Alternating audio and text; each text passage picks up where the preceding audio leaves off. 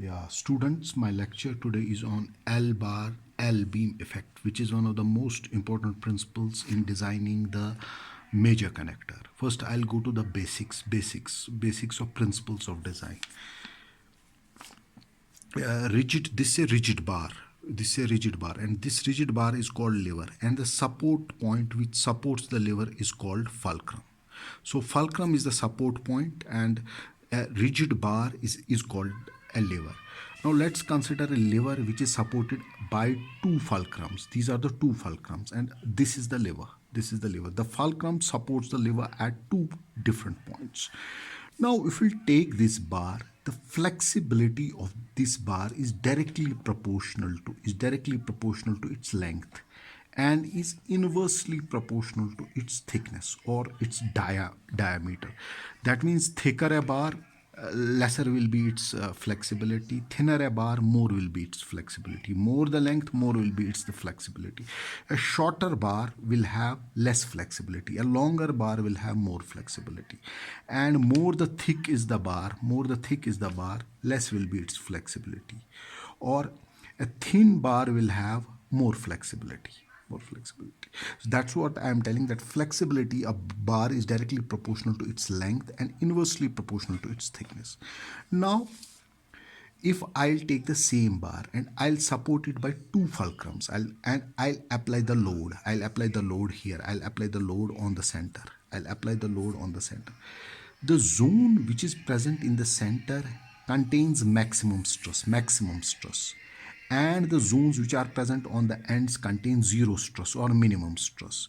The center portion is called as quadratic zone because it possesses maximum stress, and the zones which are present on the ends possess very less stress or zero stress. These are called parabolic zones. The quadratic zone constitutes 2/4 of the length, and the parabolic zone constitutes 1/3 of the length. The parabolic zone has zero stress, and the quadratic zone has maximum stress.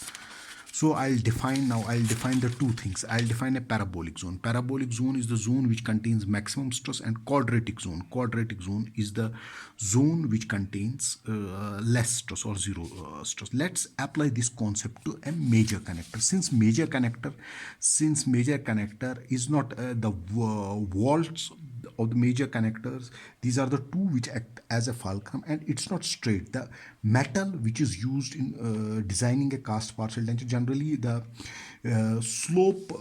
the shape of pallet is like this. So the metal will not be straight. We have to bend the metal.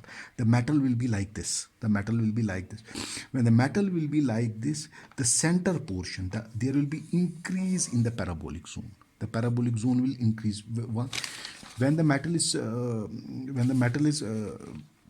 in a straight position. The parabolic zone, the stress will be maximum, but the length of the parabolic zone will be very less. But when the metal is bended, there will be increase in the parabolic zone. There will be an increase in the parabolic zone, and there will be decrease in the quadratic zone. So parabolic zone will increase, and the quadratic zone will decrease.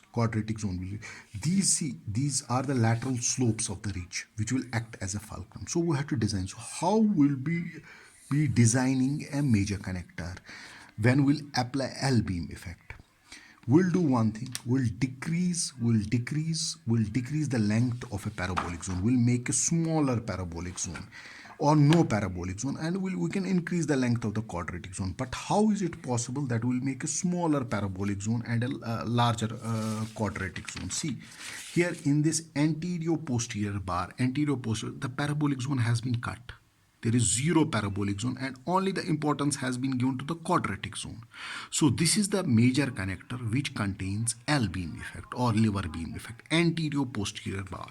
Similarly, in this type of major connector, closed horseshoe shaped maxillary major connector, see, there is no parabolic zone, only the importance has been given to the quadratic zone.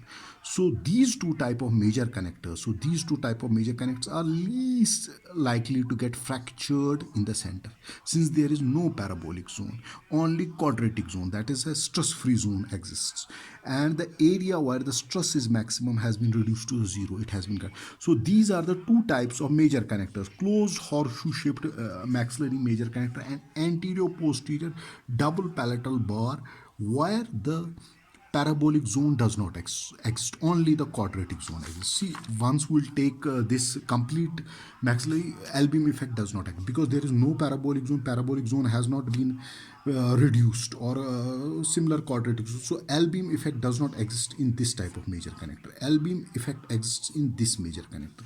Similarly, L-beam effect exists in this major connector. L-beam effect does not exist here because nothing has been done to reduce the length of the parabolic zone. So once we are designing a major connector, we have to do one thing: we have to reduce or cut the parabolic zone, only keep the quadratic zone, or else we cannot give. In case of, for example, there is a complete maxillary major connector here, the L-beam effect is not present. L-beam effect can be present in only those major connectors where the parabolic zone has been reduced to zero. The parabolic zone has, so here the L-beam effect is present. In this major connector, L-beam effect is not present. In this major connector, L-beam effect is not present. In this major connector, L-beam effect is present. In this type of major connector, L-beam effect is not present.